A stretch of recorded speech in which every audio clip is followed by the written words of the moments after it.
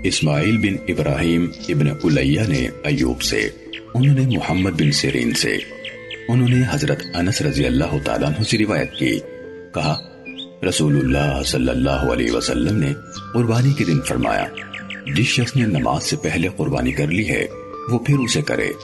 تو ایک آدمی کھڑا ہوا اور کہا، اللہ کے رسول، یہ ایسا دن ہے کہ اس میں گوشت کی خواہش ہوتی ہے۔ اس نے اپنے ہمسایوں کی ضرورت مندی کا بھی ذکر کیا، ایسا لگا جیسے رسول اللہ صلی اللہ علیہ وسلم نے بھی اس کی تصدیق کی ہو۔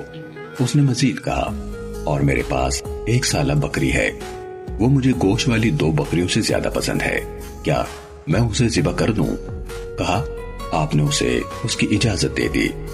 حضرت انس رضی اللہ تعالیٰ عنہ نے کہا، مجھے معلوم نہیں کہ آپ کی دی ہوئی رخصت اس شخص کے علاوہ دوسروں کے لیے بھی ہے یا نہیں۔